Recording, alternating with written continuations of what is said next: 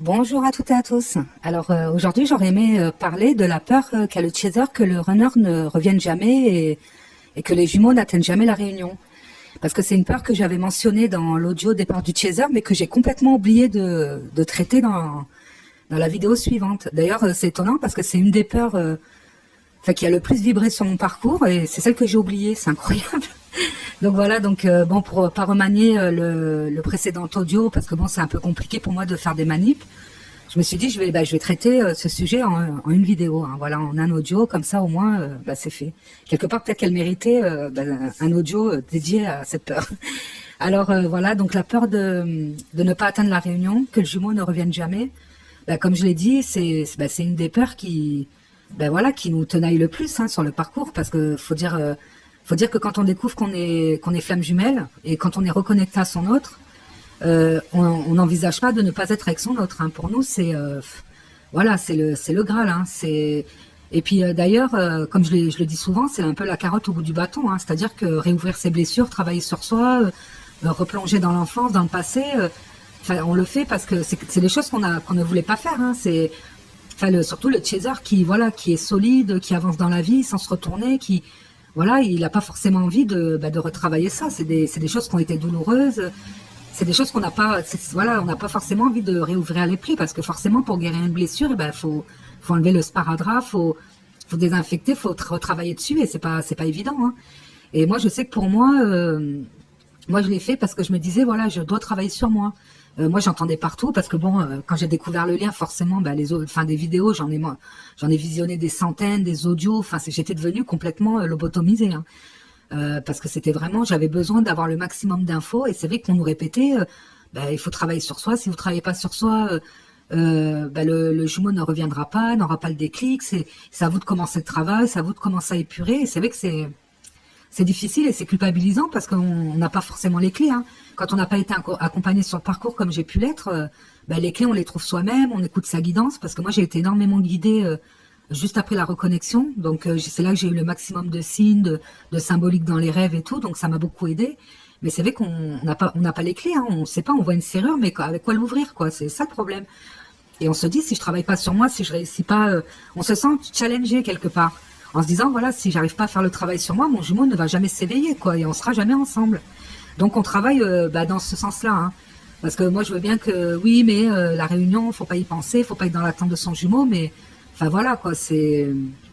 envie de dire, c'est facile à dire, hein, mais bon, c'est ce qu'on veut, hein. On a une connexion tellement incroyable avec notre jumeau, il nous correspond tellement qu'on a envie que ça soit lui, hein. De toute manière, puis bon, si on a un chaser comme moi qui a essayé de refaire sa vie et puis qui a pas réussi ou qui a pas rencontré quelqu'un entre guillemets à la hauteur de son runner, malgré que le runner il a eu des comportements, mais c'est vrai que nous le problème c'est que c'est pas un problème, hein, parce que c'est là qu'on a vu toute la lumière de notre jumeau, c'est en début de lune de miel.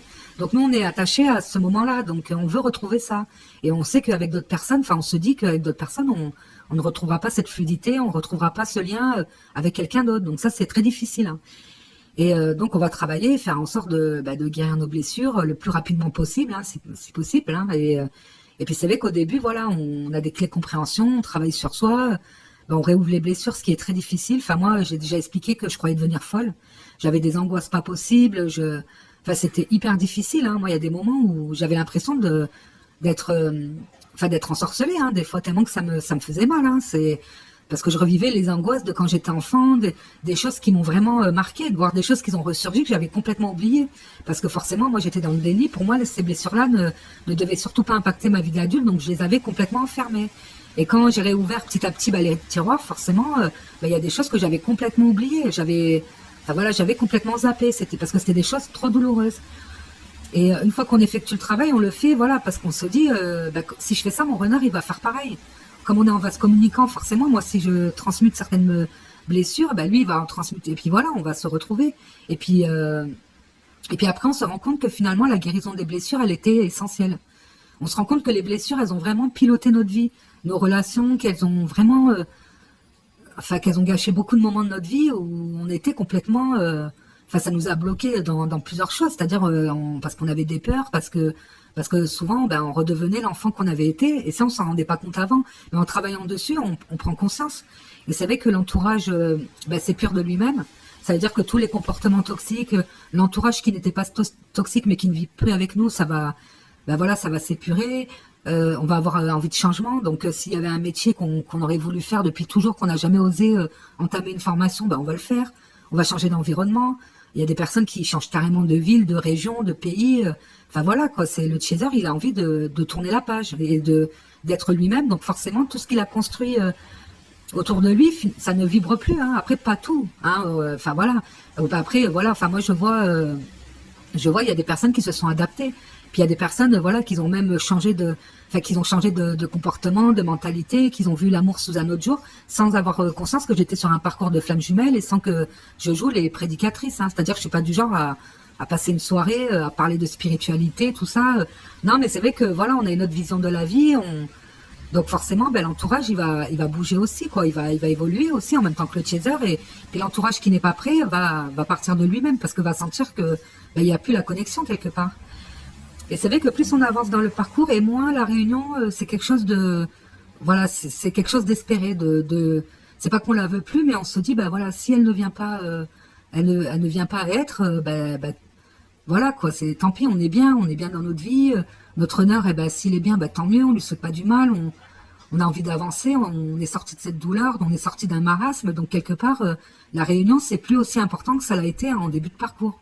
On se fait à l'idée que notre autre il reviendra peut-être jamais et puis que c'est juste quelque part parce que on trouve que tout est juste parce qu'on se rend compte que ce cheminement il était nécessaire et que tout était prédit hein, quelque part donc on se dit voilà si le destin ne nous réunit pas c'est qu'il y a une raison donc c'est que c'est bon pour moi et bon pour lui parce que le chaser va se rendre compte parce que le chaser il s'est senti beaucoup de fois lésé en se disant voilà moi j'ai pas de chance pourquoi ça marche pas et avec du recul on se dit mais si ça n'a pas marché c'est qu'il y avait des raisons c'est que c'était pas bon pour moi c'est que ça n'aurait de toute manière pas duré c'est que j'avais autre chose à faire vous voyez il y a tout qui prend un sens donc on voit la vie différemment on voit notre vie différemment notre passé notre futur différemment quelque part on appréhende les choses d'une autre manière et c'est pour ça que le fait de ne pas être réuni avec son jumeau finalement c'est plus un problème en soi.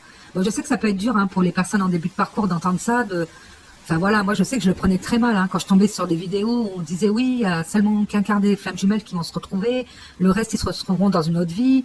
Enfin, moi je me disais mais c'est pas possible, ça sert à quoi pourquoi je devais travailler sur moi, me faire du mal parce que moi c'était me faire du mal quelque part pour au final ne pas être avec mon autre. C'est voilà, je me disais mais je vois pas l'intérêt de.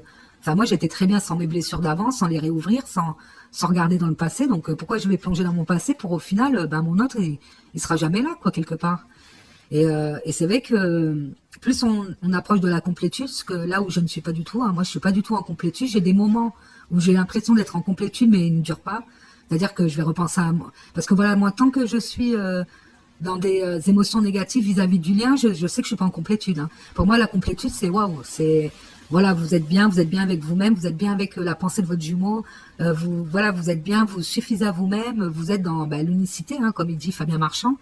Ce que j'ai cru atteindre plusieurs fois parce que bon on a tendance à forcer pour l'atteindre mais ça reste du factice hein. Enfin moi avant de rencontrer mon jumeau j'étais persuadée d'être en complétude hein.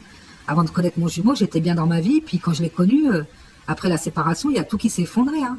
Enfin donc vous voyez c'est des pseudo complétudes voilà c'est un avant-goût de la complétude mais pour moi la complétude une fois qu'elle est installée donc elle arrive pour moi subitement, hein, c'est comme un déclic, et elle est installée, c'est durable. C'est-à-dire qu'une fois que vous avez atteint la complétude, vous êtes tranquille jusqu'à la fin de vos jours. Hein.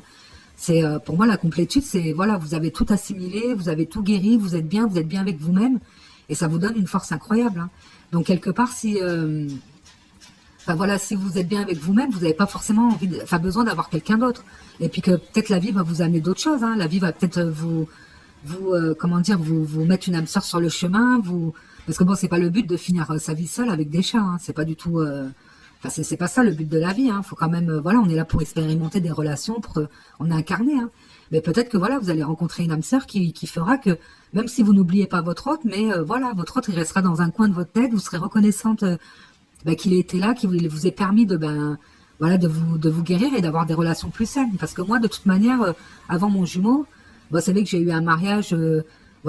Qui était heureux, j'ai été aimée, j'étais bien dans mon mariage. Mais c'est vrai que, avec du recul, j'avais des comportements toxiques. Hein.